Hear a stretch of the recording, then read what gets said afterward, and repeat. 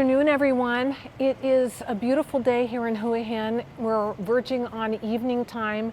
We came over to the Catholic Church. I believe it's called St. Teresa's Catholic Church of Hua Hin. I wanted to do a video for you because I've had a lot of requests. People asking what phone plan we use, which visa we have, wise transfers, and stuff like that. So I kind of wanted to fill you guys in on some of that information today. So to begin with, we use AIS, and it's really a good phone plan. Our calls never get dropped. You can hear, it's very crisp when you talk on the phone. Excellent phone plan. We pay 427 baht for each of us. It's $12 US for the month. I think in the US we paid $120 for our phone service there. Excellent. We have unlimited data, and we have 400 minutes of free calling. We don't really make that many phone calls. We mostly use Line, or we'll use Instagram to do like with friends and family far away in the US, and that's very clear. You might want to try that if you come here to live. I believe I mentioned that in another one of my videos. And you can pay it right online, or you can go to the store in Market Village. It's up on the 3rd floor. They also have a little kiosk machine outside of AIS where you can pay your phone bill. So very user-friendly, excellent. I highly recommend AIS. We also have our internet through them. It's broadband, and the internet is 642 baht per month, and that's 18 US dollars. We have 1,000/500 megabytes per second on our package that we bought. The upload and download speeds are amazingly fast. There are no issues with any droppage of videos not uploading. I mean, when we were at another location, we tried to upload a video, and one time it took 2 days. Nothing like that. So it's really good. I really do like AIS. And we had AIS when we lived here before, so we went back with them. The download speed is 275 megabytes per second, and the upload speed is 152 megabytes per second. And the internet never goes out. No issues. Excellent. So that's our phone plan and our internet plan. Now, the visa that we have, when we arrived, we got the 60-day tourist visa. And we did that online before we arrived. It's also called the e-visa. So you can apply for that online. And then that way when you arrive, you're pretty much good to go. But the visa that we have is the non-O retirement visa. We both have that. Ray's 56, I'm 62. So you have to be 50 years of age or above to get that retirement visa. The renewal for the year is 1,900 baht, which is 52 US dollars.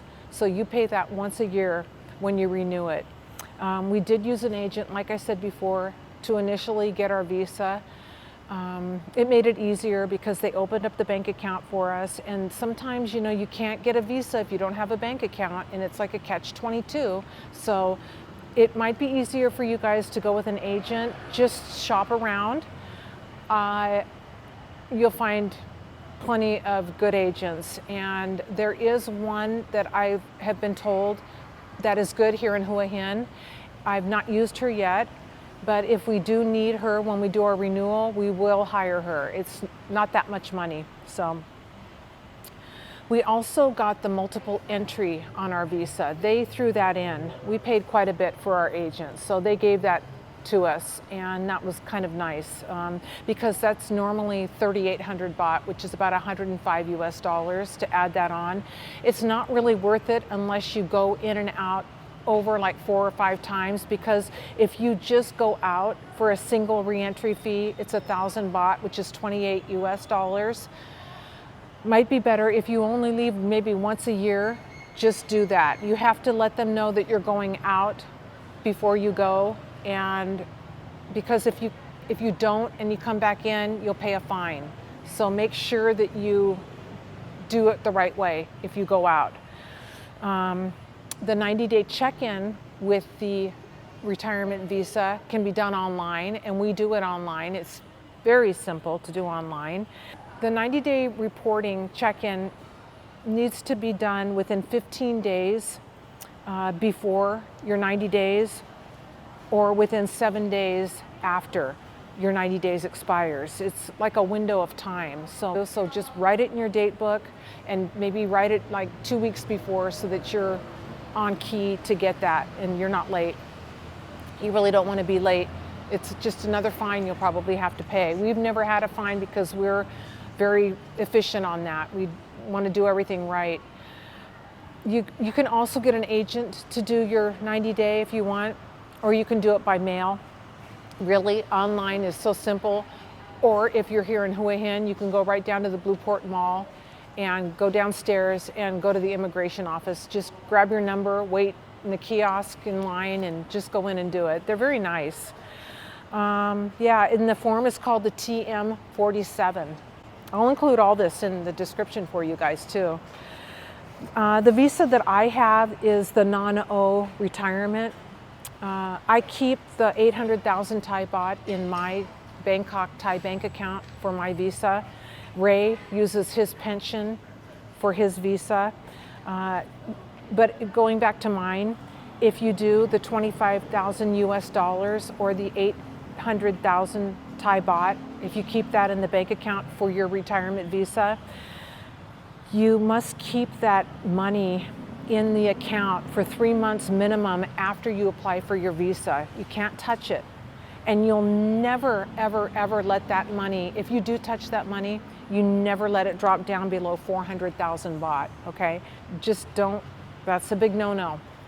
So you might even want to get a separate bank account to do purchases and stuff. And I'm going to get into that in a little bit here. So yeah, you also must have the full 800,000 or the 25,000 US dollars back in the account 2 months before your yearly extension is due, okay? Make sure you have that in because you won't get your visa renewed. They will deny it. You don't want that. So Ray has his pension put in, and he uses, I'm sorry, there's like little flies and stuff.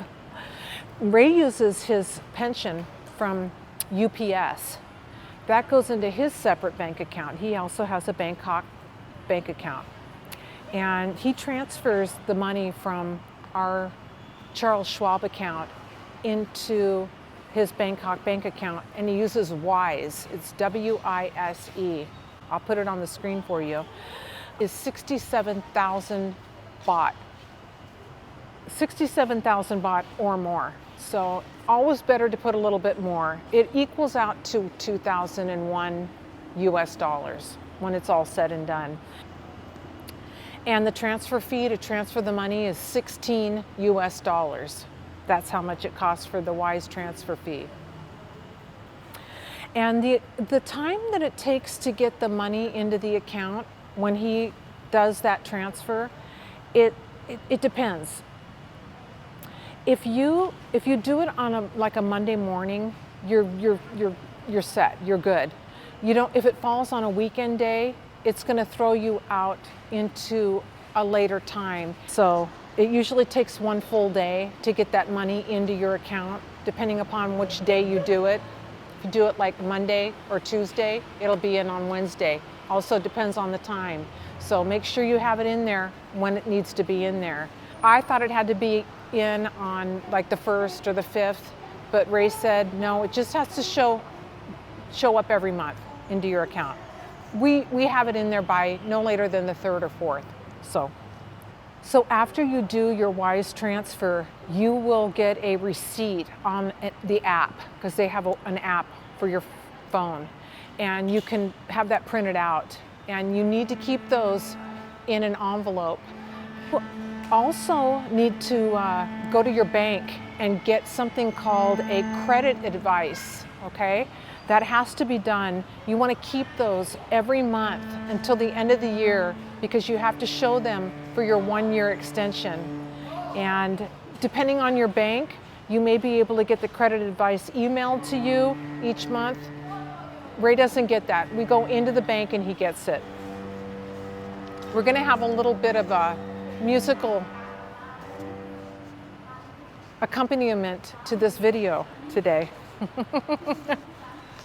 The last thing I want to talk about is something called ScanPay, okay? Now, when we first got here, I thought, oh, I don't think I'm going to use that. That doesn't seem good. We'll just use cash. No, we use ScanPay more than cash here. It's just a little barcode. Every merchant has it, and you just hold your camera up, and it comes up, and then you enter the amount, and boom, press send, and you get to pay for your item. It's so simple. It comes right out of your bank account. That's why it's good to open up a second bank account here if you can, to keep your pension money and your retirement visa money in one account, get another account to use for your purchases. If you don't, you can always use your regular bank account. Just make sure that you have quite a bit of money topped up in there so you don't, forget. Let's see, what else? Gosh, I mean, yeah, ScanPay, everybody uses it. I get my nails done. They actually prefer it. So nails, they prefer it. Getting your hair cut, he loves it too. You go to the grocery store, checkout, they got it right there. Everything is ScanPay. They must have something like this in the US. Apple Pay, they do, yeah. I never really used Apple Pay when I lived in the US, but we use ScanPay here all the time. That's basically what we use. I just wanted to touch on those things for you guys, and also if you have any other requests for any other videos, I think that's it. I just want to thank you guys for watching the video, and I hope that this was helpful for you. So thank you guys for watching today's video, and if you have any questions or comments, please leave them down below and I'll get right back to you. I answer all of my questions when I get them in my comment section. Thank you all so much. Have a beautiful day.